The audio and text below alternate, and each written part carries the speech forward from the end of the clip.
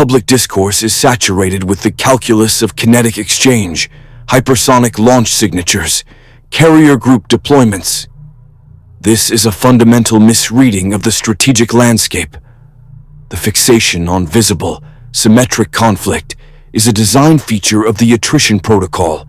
It distracts from the primary vector, which carries zero kinetic cost and offers plausible deniability, systemic silence.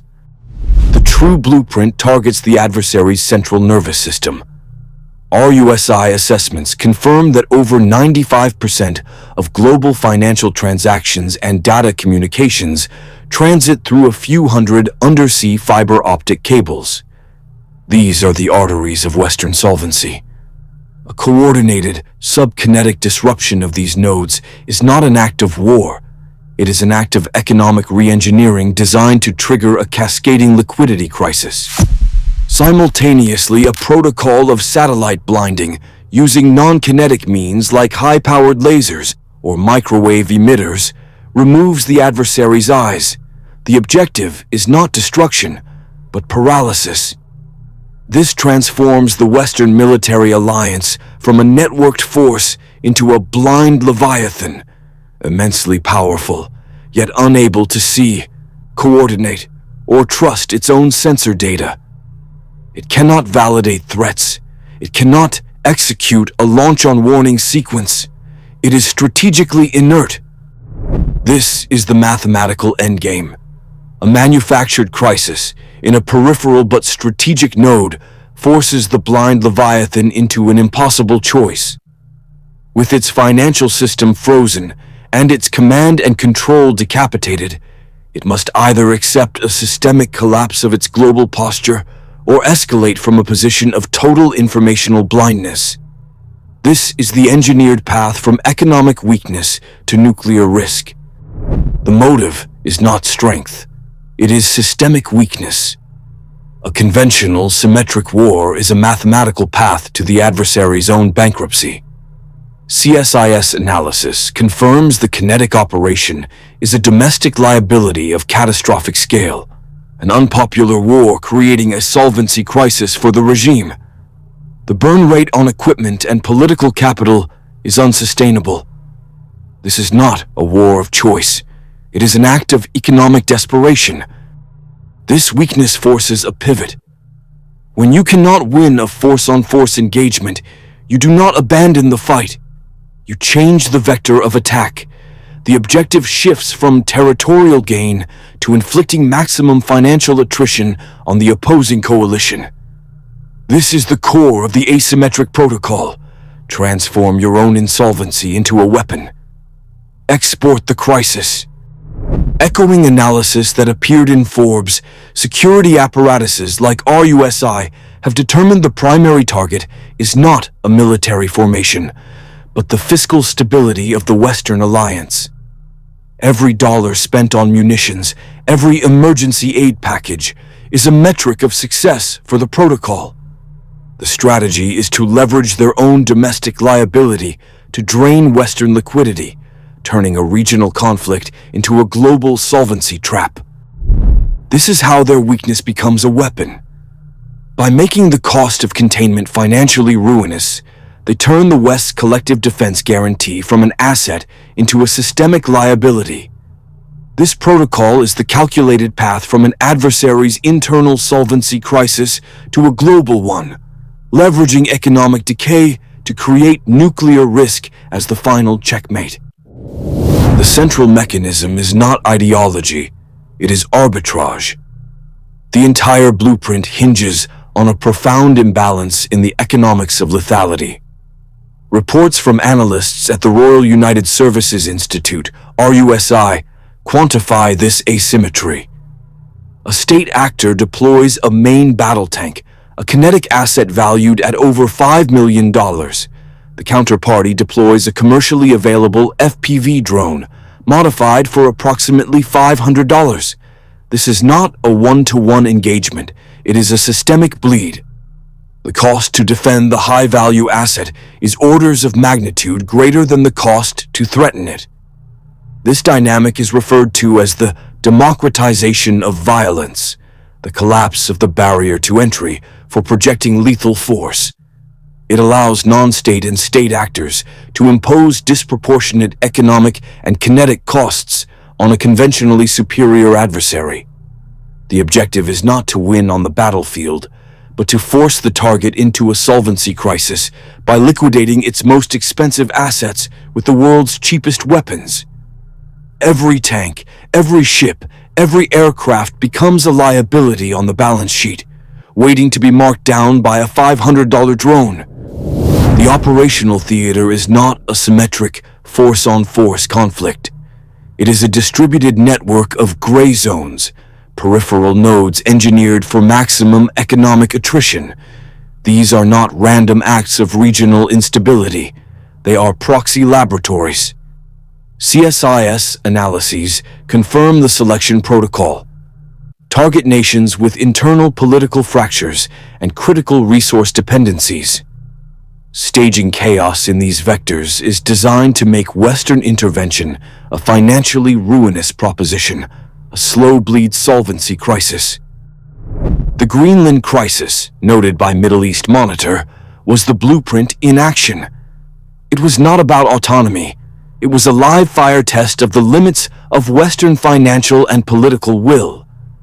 The kinetic cost to secure Arctic sea lanes is mathematically disproportionate to the adversary's cost of instigating the crisis. Assessments from the Institute for the Study of War confirm these theaters are used to refine hybrid attrition tactics. This transforms the Western alliance structure into a systemic liability, forcing a constant, low-grade fiscal hemorrhage to police the periphery. It is not warfare. It is an asset liquidation protocol. This strategy is designed to exploit the core vulnerability of the NATO alliance, a fact detailed in reports from 24/7 Wall St. on member state dependencies. A manufactured crisis in a distant gray zone forces a collective response, but the debate over cost-sharing exposes and accelerates internal fractures. The next phase, predictable from dominant economic trends flagged by outlets like Notice, is synchronization. RUSI analysts warn of a simultaneous activation of 3 or more vectors to trigger a cascade failure in Western financial markets, a liquidity crisis under the cover of geopolitical distraction. The mathematical certainty is that the bill for a global police action will bankrupt the alliance, forcing a choice between strategic collapse or unconventional escalation.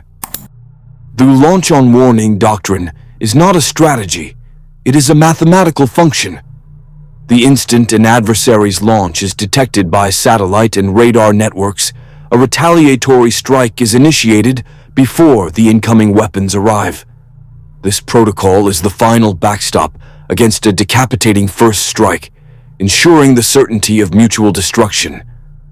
The entire architecture of global stability is predicated on one fragile asset, the integrity of the signal. Now introduce the asymmetric accelerant, the fog of digital war. A hostile actor does not need to bear the kinetic cost of a real launch. A sophisticated cyber attack can achieve the same result with perfect deniability. According to CSIS threat models, a network intrusion can either spoof the data to simulate a mass launch or, more effectively, sever the data link entirely. The commander is now blind, deaf, and on a countdown measured in minutes. The protocol's logic becomes a systemic liability. It offers no third option. In the absence of information, the commander is forced to assume the worst-case scenario. Is this a network glitch, or have the early warning satellites and ground radar just been liquidated? To wait for confirmation is to risk the total loss of retaliatory capacity.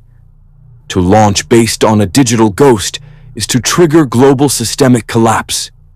The adversary forces the target to choose self-destruction out of pure, rational fear. The financial cost for the attacker is near zero. The leverage is infinite. This is the mathematical path from economic weakness to nuclear risk. As analysts at RUSI observe, the test of this doctrine will not occur in a direct, force-on-force confrontation. It will be triggered by a manufactured crisis in a peripheral but strategic vector, like the recent Greenland incident, where critical early warning infrastructure is concentrated. The objective is not to defeat the system, but to force the system to defeat itself. The dominant protocol is not symmetric warfare. It is a blueprint for asymmetric escalation, engineered to bankrupt a conventionally superior adversary. The primary objective is to degrade financial solvency and political will through sustained, low-grade kinetic and economic attrition. This protocol transforms the Western alliance structure from an asset into a systemic liability, mathematically charting the path from economic weakness to nuclear risk. Before the manufactured crisis in a strategic node, a test is required. A calibration shot to measure response latency and political fracture points. According to CSIS analysis, the most viable vector for such a test is not a military base, but the subsea data infrastructure connecting the North Atlantic. The Greenland crisis, as framed by security analysts, is not about territory. It is about access to the arteries of the global economy. The forecast for the next 12 months is a multi-day disruption of transatlantic data flow, targeting the Greenland Connect cable system. This attribution impossible event will be publicly designated an undersea seismic anomaly or a deep-water commercial accident. Its function is to stress-test the alliance. The Institute for the Study of War assesses long-range adversarial timelines.